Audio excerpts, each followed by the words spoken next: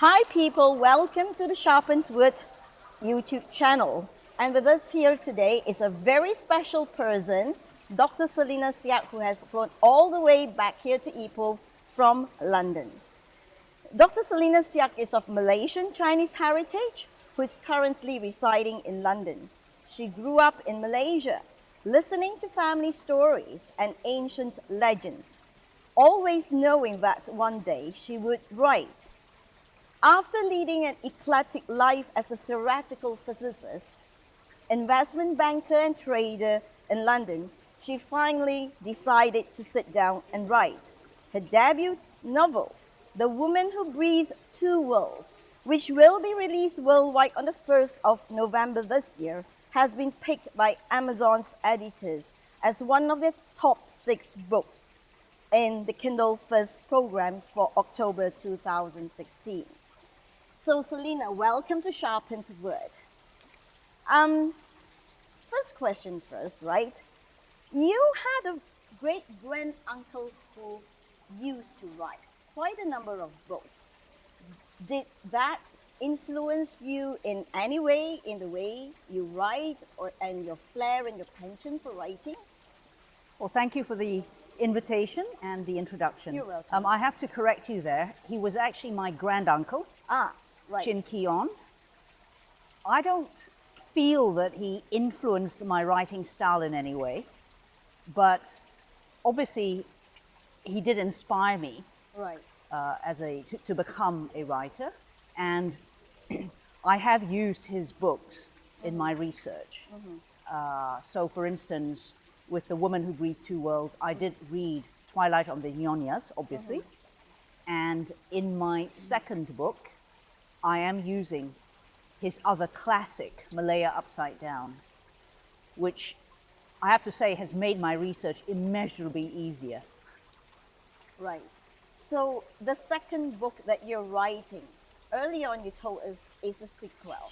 So can you give us a little idea of what it is about, to titillate, so to speak, the senses of your readers and your fans? Of course.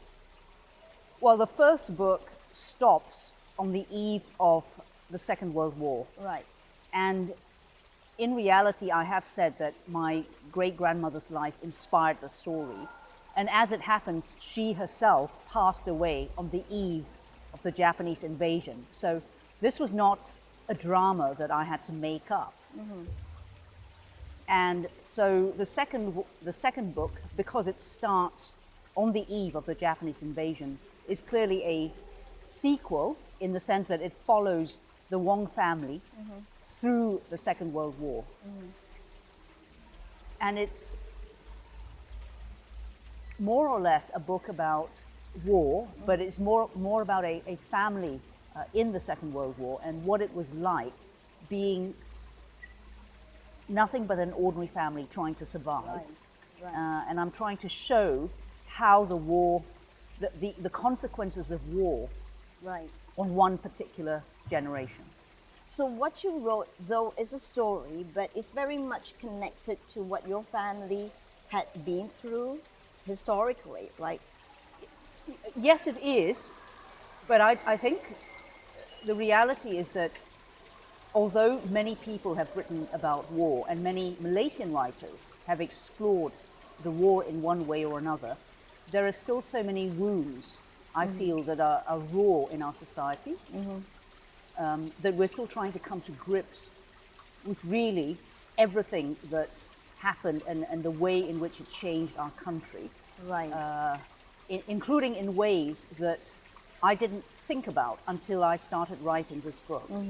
And so, yes, it does reflect some of the stories I've heard about the war, not just from my family, but other people.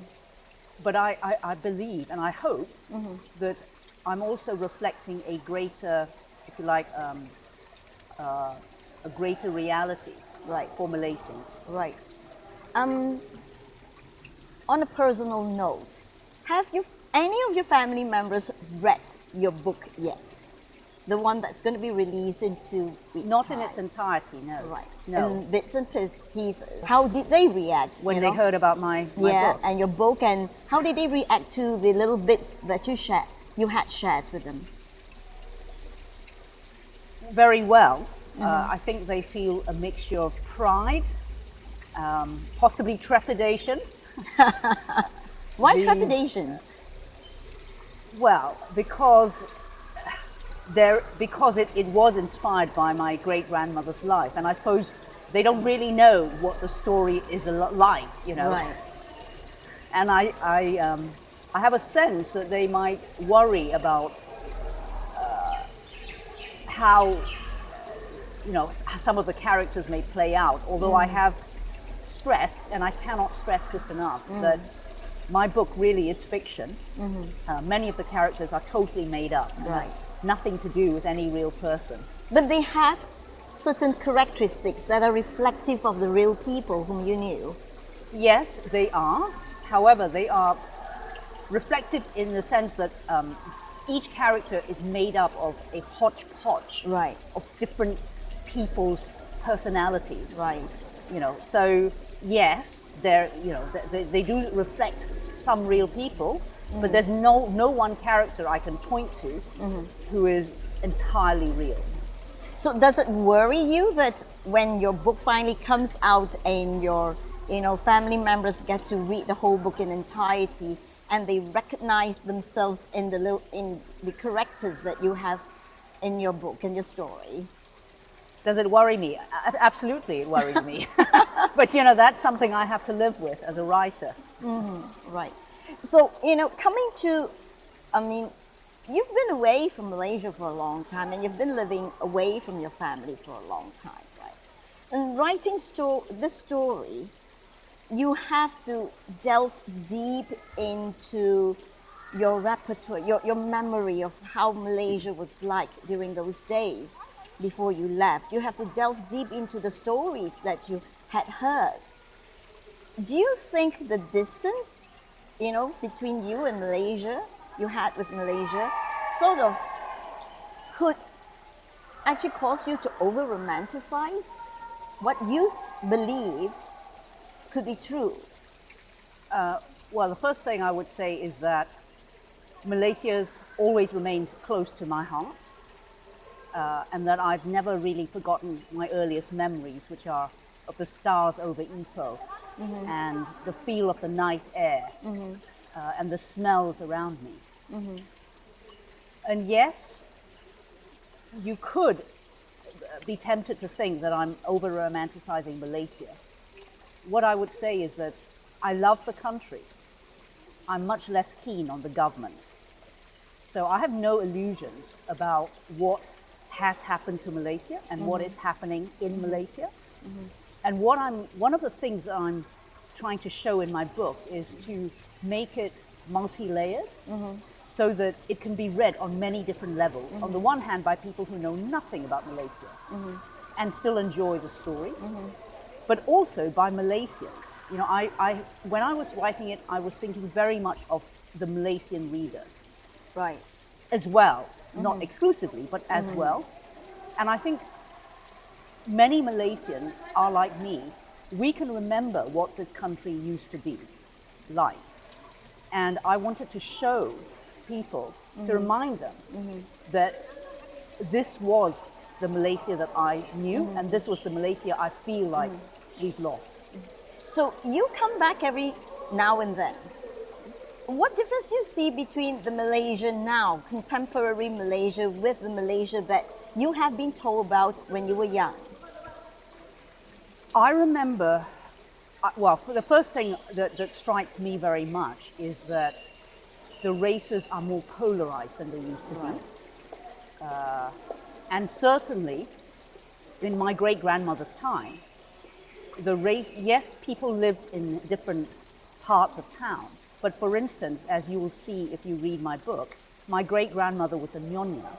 And actually all my granduncles, including the author Chin Kion, were brought into this world by a Malay midwife, a bidan. Right. Because this was nyonya practice Right. at the time. And so this is one of the ways in which I wanted to show people, look, this is what happened, okay? And my great-grandmother actually did have Minangkabau blood. And so I think we have Minangkabau blood in our lineage. And for her, it was quite natural to have a bidan in the house. You know, it wasn't a big deal. I couldn't imagine that today. So that's one way, which is clearly changed. Not only because we have Western medical practices, but also because it seems to me that instead of coming together as a country, we're more divided than we have been. Right. Well, coming back to your personal background, your professional background, you are a theoretical physicist, and you're an investment banker, and you're a trader on the floor. And these are professions which are very far removed from people, from the emotions, from people's relationships with one another. So does this, involvement in this field actually hinder you or help you in your writing in any way? That's a good question. I'm not sure I would say they hinder or help in any way. They certainly don't help, but I'm not convinced that they've hindered. Right. I think what's common in everything I've done is the fact that you have to be quite disciplined to succeed in each field. Right. You certainly have to be disciplined to be a writer or to be any good at it. And so being, if you like, a little bit obsessive has helped me. Right. What about your personal principles, your values and beliefs? I mean, do you find it difficult to compromise between the values and beliefs held by a writer in general with the values and beliefs held by, let's say, an investment banker?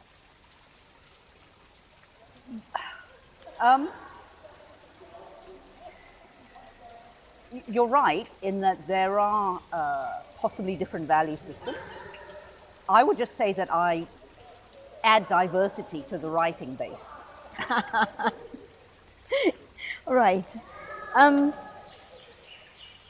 So you are writing right now, but you are also a theoretical physicist? Oh, no. I stopped doing theoretical physics at the age of, whenever I left Oxford. Right. That was many, many years ago. So you are into writing full time now, are you? I do still trade for myself. Right. But apart from that, I write, yes. Right. And you intend to go full time into writing? I will always continue to trade a bit, but but apart from that, I do write, and I will continue doing this. Right. Okay. So besides, the series that you had mentioned the other day in our Sharpened session, do you have any other creative works in mind which you would like to work on? Yes, but I'd like to keep them a secret. So we will have to leave the readers to, we have to keep them in suspense for a little while. I'm afraid so. But I'm not short of ideas. Right. So you've mentioned that you went to school in the UK, right? How long have you been living abroad? Since 1979. And in fact, I've lived longer in the UK than I have in Malaysia. Wow. All right. Have you ever entertained the thought of, moving back here to Malaysia to live, at least for a short while? Yes, I think about it all the time. Coming back to your book, the story that you wrote, whatever that you wrote inside, did you write that also to convey a message to Malaysians in general, the man in the street, about what they could do, about this country? Well, I'm not sure I would, my work isn't political in that sense. Right. I basically want to touch emotions. Right. And I want to be entertaining. Right. And I don't see why you can't do both and be intelligent at the same time. Right. So that's my goal, really, to reach readers who want Yeah. something entertaining and intelligent. Right. At the same time, I'm very conscious that I am writing about Malaysia, and I'm therefore positioned to write about it in a way that only a Malaysian can. And so in this first novel, it really is to reflect what I believe Malaysia used to be, nothing more than that. Right. But do you think incidentally in writing the story that your story could have, given this message to its readers? I hope that Malaysians will read this novel and the ones to come and think about what the country has been and could be in the future, yes. Right. I do. So, coming back to my question just now, you've spent so long abroad, living abroad, right? Did those years change the way you look at yourself as a Malaysian compared to before you left? It's a really impossible question to answer, I'm afraid, because I was so young when I left that I'm not sure I really had a sense of myself, and I didn't really reflect on who I was. Right. And all of that really has taken place away from home, Right. away from Malaysia. Right. So I'm not sure I can compare the two. But if your question is, do I think I would be a different person if I hadn't gone to England? Of course I would. That's quite obvious. Yeah. But when did you start thinking about your cultural identity when you were abroad? I have struggled with cultural identity all my life. And I've struggled with it for many different reasons. First of all, because I was a minority in a white country. Secondly, because I also happen to be gay. And it's, at the time, it was very difficult being gay in this country. It probably still is, I'm not sure. I don't actually have to deal with that. But I think I found it very difficult accepting being Chinese and gay, right, at the same time. And therefore I rebelled against being Chinese for Right. many, many years, or Right. being Malaysian Right. Chinese. It doesn't, Asian in some way. And I think it's taken many years before I could fully accept that by rejecting my culture, I was inevitably rejecting a huge part of myself. Right. And it was only through that I've come full circle and come back to my culture. And I think I had already accepted that when I was diagnosed with cancer and started writing my book. Right. Right. Fortunately. So, I didn't have to do everything in one go. But writing this has deepened my understanding of myself, my culture, and of Malaysia. I learned a huge amount about Malaysia that I never knew before. And that's through the research that you did. That is through the research. Right. Yeah. So would you actually agree if I were to say that you actually found your niche in the UK when you were there, and you learned how to be comfortable with who you are in the UK? Yes. And that if you had stayed on, you wouldn't have been able to do that? I probably would have somehow managed to become comfortable with myself, but I think would have been a very different way of being comfortable.